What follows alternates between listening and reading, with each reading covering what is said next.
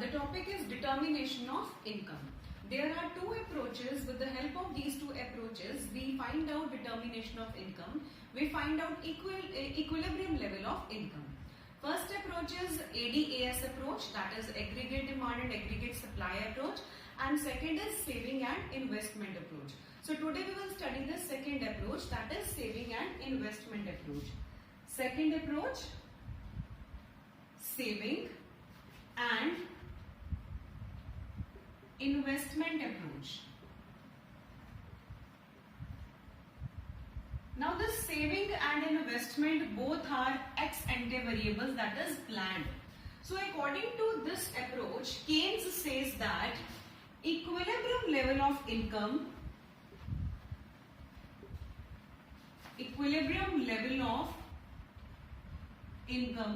is determined at a point where saving is equal to investment. Both these variables are ex ante variables, that is planned saving, planned investment. And we know that investment is autonomous. That means it doesn't change whether income increases or decreases. Now this concept we will do with the help of table and diagram. Income, which is represented by capital Y.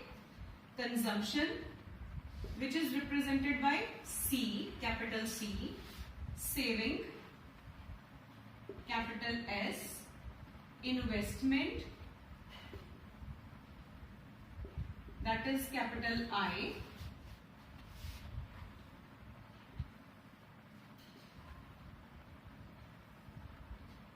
So I am taking income 0. Same data we are using which we took for ADAS approach. Now when income income is 0, still there is some consumption, that is 40. Income increases to 100, consumption also increases to 120. Income is again increasing, consumption also increases, but rate of increase in consumption is less. I am writing this data.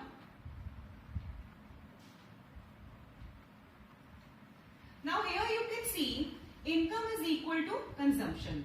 Income increasing, consumption is increasing.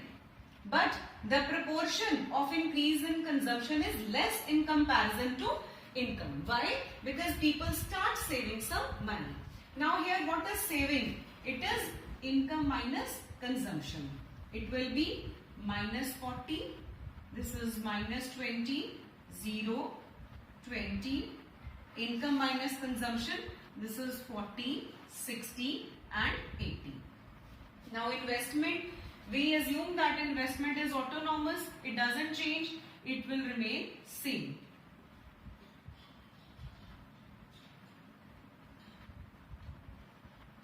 Right? Now according to this approach, saving equals to investment. Where saving is equal to investment? Here. Saving is equal to investment. Where income is 400. Income is 400, saving is equal to investment. And here, in all these situations, these four situations, you compare saving and investment. Which one is greater? Here, investment is greater than saving. Here, saving is equal to investment. And in these two situations, saving is greater than investment. Means there are three possibilities. Either savings will be greater than investment, or saving equals to, or saving less than investment. It can be written as saving less than investment. One and the same thing, right? So according to this table, we derive that saving is equal to investment where income is 400. In case it is not equal to investment, there are two possibilities. Then what we will do? That we will do afterwards. Let us do this concept with the help of diagram. I am making two diagrams here. Vertical diagrams, exactly they are going parallel to each other.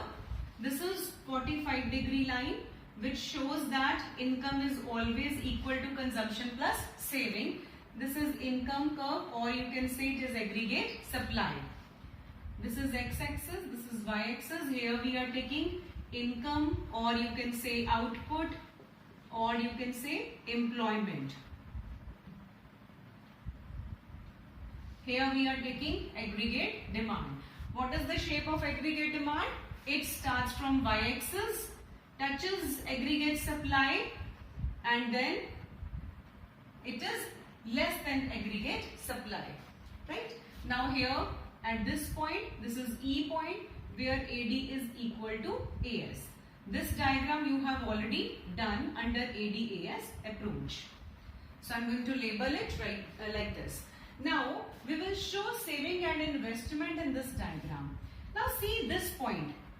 You people know that investment is a parallel line which is parallel to x-axis, right? Here we are taking investment and saving. Here same income, output, employment. I am writing short form because I have less space over here. Now what is the shape of saving curve? Saving curve starts from negative axis, negative y-axis.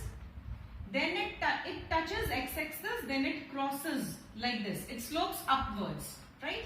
Now this point, E point, where AD is equal to AS, at that time saving curve will be equal to investment. So I am making saving curve like this. I am taking this point as T, this point as E, right? This point as Y, this is investment curve. Investment curve is parallel to x-axis because investment is autonomous, it doesn't change. Saving curve is upward sloping curve. It starts from negative y-axis. Why? Because initially when consumption is positive, income is zero. At that time saving is negative. You have seen in table also. Then here at this point saving is equal to investment.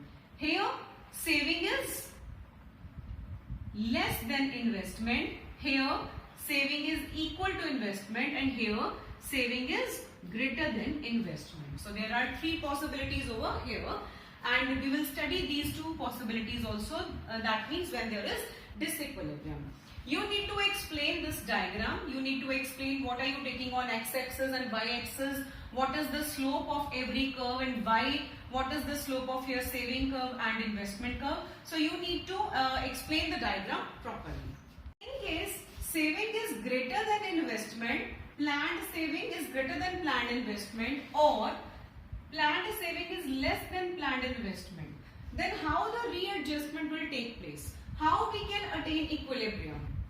See, when saving is greater than investment, it means people are consuming less, they are incurring less expenditure on consumption. So I will say over here less consumption expenditure, because more savings means less consumption expenditure. If there is less consumption expenditure, it means there is unsold stock with the producers, because people are not buying those many goods which are expected by the producers, right? So there is unsold stock. So producers, what they will do? They will clear this stock first of all. So what they will do? They will reduce production. Until that point they will keep on doing this till saving becomes equal to investment. Again I am telling you, in case saving is greater than investment, means people are incurring less expenditure on goods and services. They are saving more money. If they are saving more money, so it means there is unsold stock with the producers. When there is unsold stock, why they will produce more? First of all, they will clear out the old stock. So they will reduce production and employment. Until that point, they will keep on doing this till savings become equals to investment. Now, second possibility is saving is less than investment. When saving is less than investment means there is more consumption expenditure. There are less savings. It means there is more consumption expenditure. अगर ज़्यादा consumption expenditure है, then there is less inventory in market, less stock with the producers, less stock or less inventory with the producers, because people are planning to buy more and more. So there is less stock with the producers. So what the producers will do? They will produce more. There will be more production by the producers. They will increase employment opportunities. Till that point they will keep on doing till saving become equals to investment. So when saving is less, more consumption expenditure means there is less inventory in the market.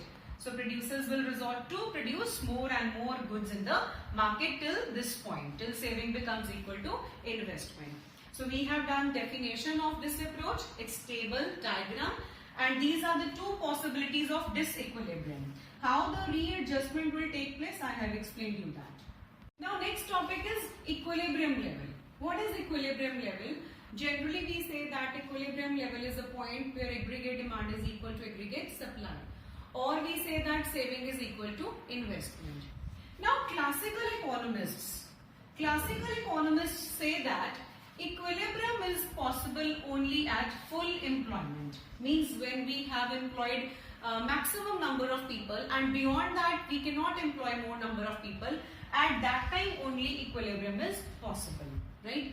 But Keynes says that, British economist Keynes says that equilibrium level is possible at three situations.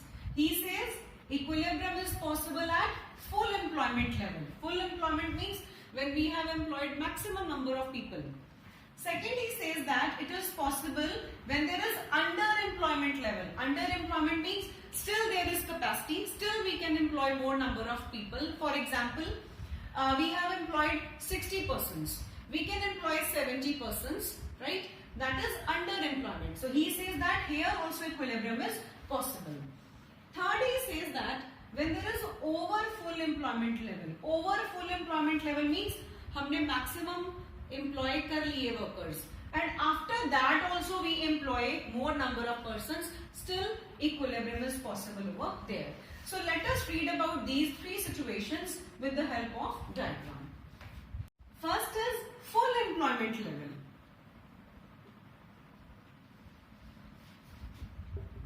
Now what is full employment level? Full employment level means that equilibrium point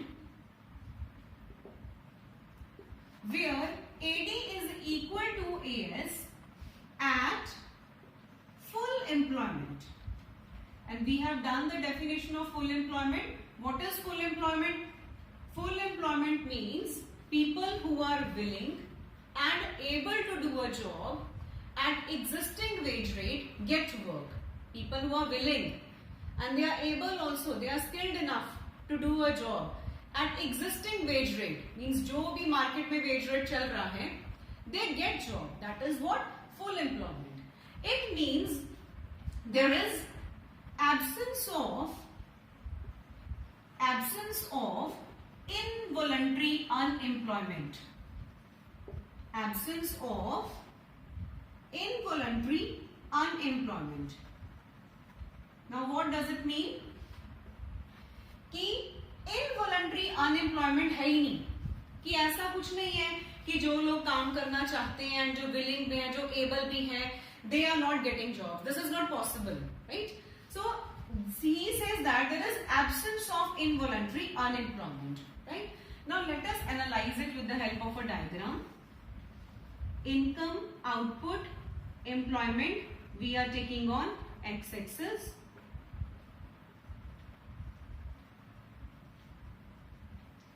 Aggregate demand we are taking on y-axis. This is what aggregate supply and this is what aggregate demand curve. Here I am giving it a name C, and this is E point, this is Y point. Here AD is equal to AS and OY is full employment level.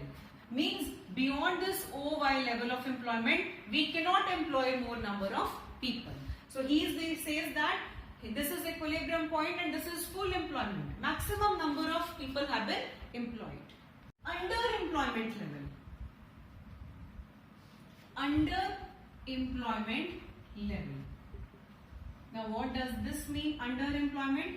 By the name also we are getting underemployment, means maximum people have not been employed, there is less employment, right?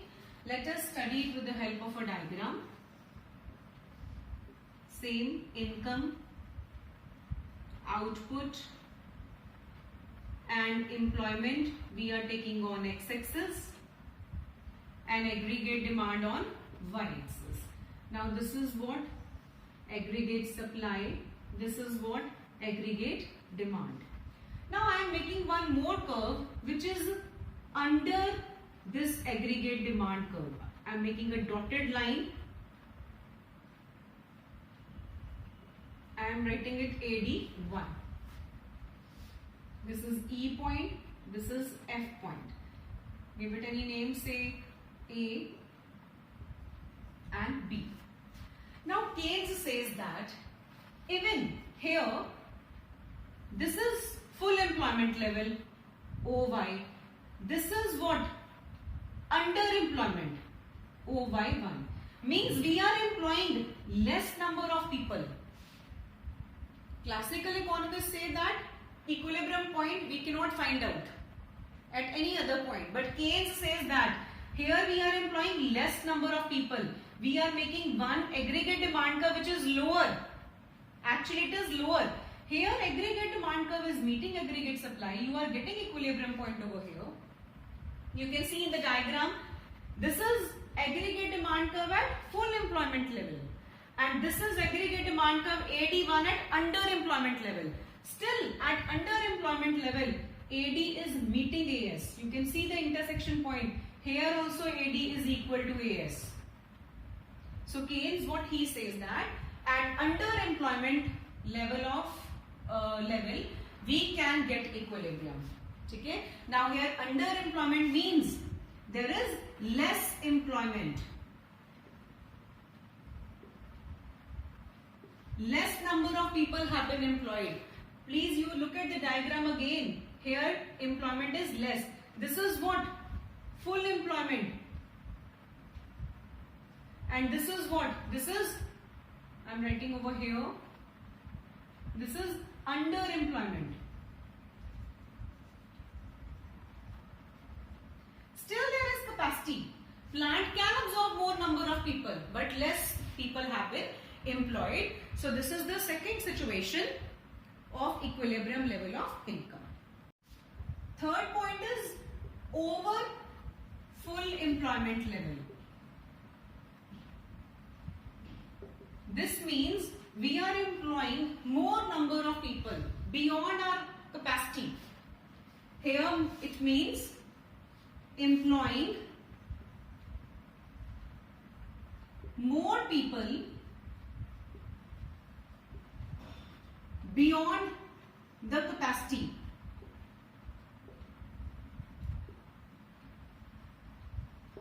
Now let us do it with the help of a diagram.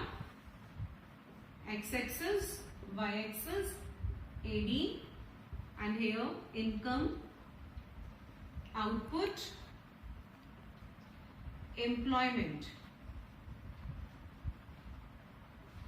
This is aggregate supply. This is aggregate demand at full employment level. This is at full employment level. Right? Now what is over full employment level? Over, ज़्यादा. So aggregate demand will shift upwards.